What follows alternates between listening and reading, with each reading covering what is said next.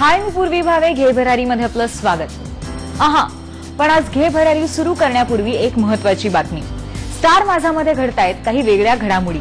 म्हणजे 1 जून पासून आता स्टार माझा होणारे एबीपी माझा. चला तर मग याच नवीन बातमीसह सुरुवात करूयात आजच्या एपिसोडला. स्टार माझा आता एबीपी माझा. लहान मुलांची खोली सजवण्यासाठी आपण सहसा वापर करतो तो रंगीबेरंगी रंगसंगतीचा किंवा सॉफ्ट टॉयज इत्यादी खेळण्यांचा. पण आज आपण पाहणार आहोत खास करून काही मातीच्या वेगळ्या मूर्ती ज्यांचा वापर करूनही आपण लहान मुलांची खोली जराशी वेगळ्या पद्धतीने सजवू शकतो. चला पाहूयात इंटिरियर टिप्स पुढच्या सेगमेंटमध्ये.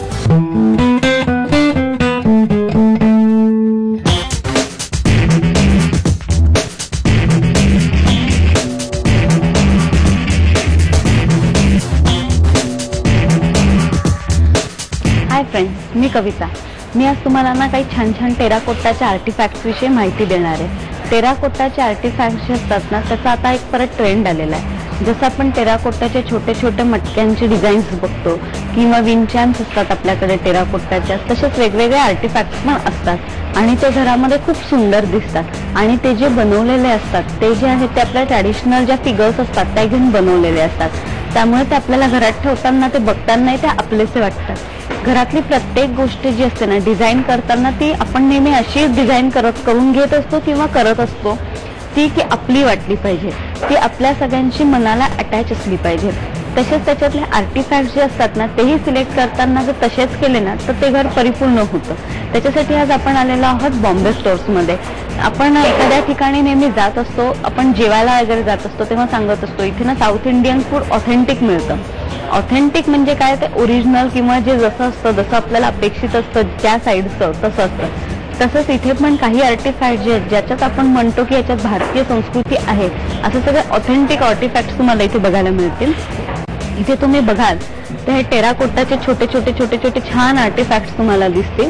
ह्याच्यात इथे जो आहे हे गणपती आहे, अगदी छोटा आहे, छान आहे आणि असं वाद्य वाजवणारा गणपती आहे. आणि त्यांनी जो आहे तो बेस हा टेराकोट्टाचा ठेवून फक्त त्याचे जे शाल आणि पितांबर ज्याला आपण म्हणतो वस्त्र ते कलर केलेले आहेत. त्याच्यामुळे त्याचा गेटअपच छान आलेला आहे. त्यानंतर तसाच एक गणपती जो आहे इथे उंदीर मामांबरोबर बसलेला गणपती आहे.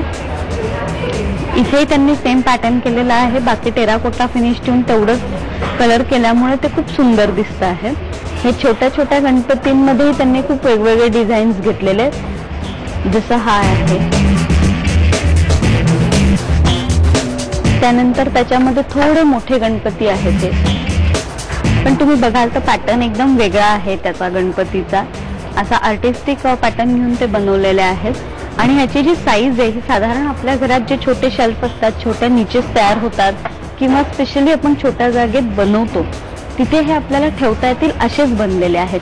ह्याशिवाय तुम्ही खाली बघाल तर लॅपटॉप घेऊन बसलेला गणपती आहे, नंतर वाद्य वाजवणारे गणपती आहे, हे विणेवर बसलेला गणपती आहे. अशा वेगवेगळ्या गणपतीच्या पोज आहेत.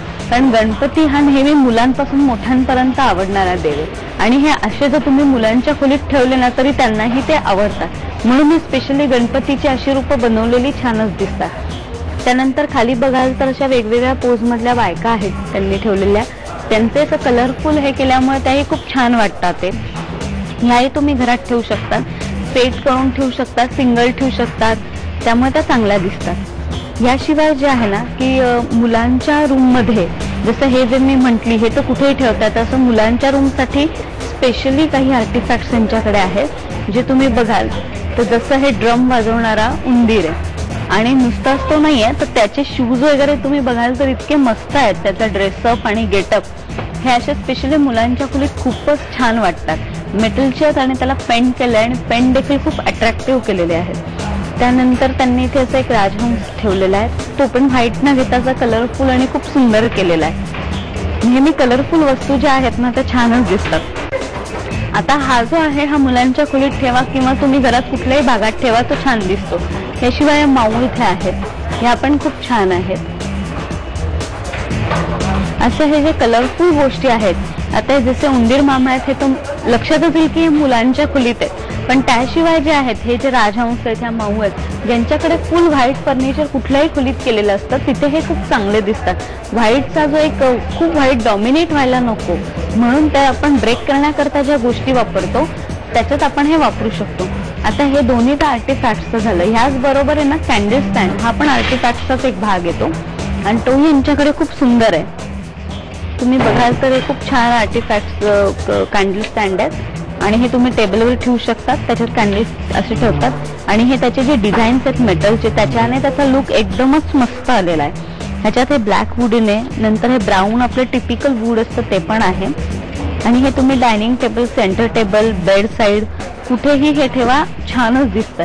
आणि अशा कॅन्डल्स तर बाजारात खूप उपलब्ध असतात ज्या तुम्ही नेहमीच इथे आणून ठेवू शकता. त्यानंतर हे असे पण छोटे छोटे आहेत जे आपण स्पेशली सणांकरता वापरू शकतो. वर्क केलेलं आहे, त्याच्यात कलर्स पण आहेत वेगवेगळे. ह्याशिवाय असं कुंदन वर्क केलेले पण इथे तुम्हाला बघायला मिळतील. पूर्ण भारतीय संस्कृतीतल्या वेगवेगळ्या ठिकाणच्या वेगवेगळ्या गोष्टी, वेगवेगळे प्रकार एकत्र गुंफून अतिशय सुंदर आर्टिफॅक्ट्स इथे तुम्हाला बघायला मिळतील.